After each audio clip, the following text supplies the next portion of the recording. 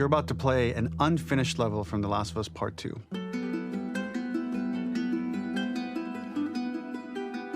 The reason we added this section is there are a few sequences, and we picked the 3 of the best ones, that we cut from the game. You know, often we build a game that's much bigger than what ends up being the final product.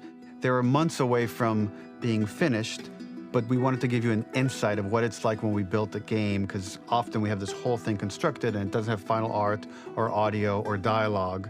And here you get to see the building blocks of what it's like when we first string a bunch of these levels together.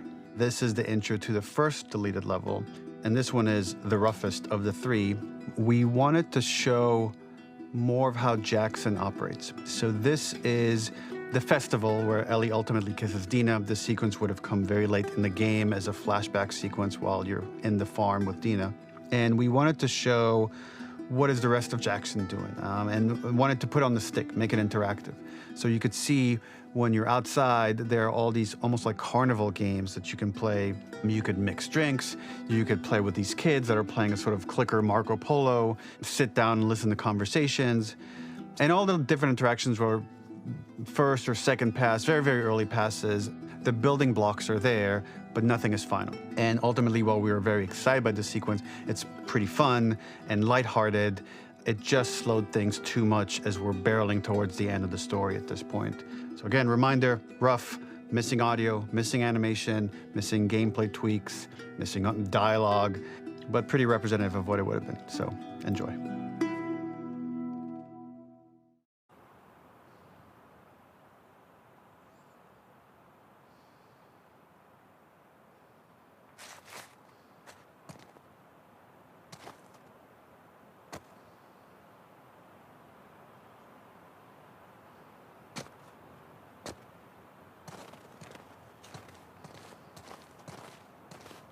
Originally, this level was going to transition us to farm. We would go all the way through to the dance, where Ellie and Dina share their first kiss. Then we would play through farm. Something we really wanted to do was highlight the way their lives had turned upside down since she went down this path. We had this idea of recontextualizing all of our usual gameplay mechanics that were designed for really violent ends. The workbench, door bashes, throwable weapons, and even the infected, which is my personal favorite. Peppered throughout the level are moments of levity or shared history, all the while seeing how happy and mundane they all were before her huge revenge odyssey.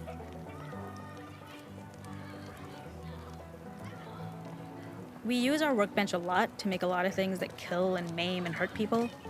Here, we had the silly idea of using the same feel, harkening back to the same animations, using the exact same UI to instead fix a drink.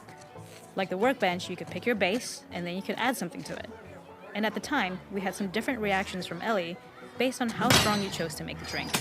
Something we wanted to prototype, though, before it got cut, was picking up some ingredients around to add, like a lime or maybe a bottle of someone's favorite whiskey or salt, like you were earning upgrades.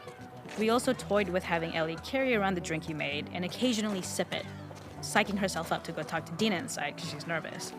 It got too noodly, though, because she would need to keep placing it somewhere before she did anything. So it would have ended up more trouble than it was worth.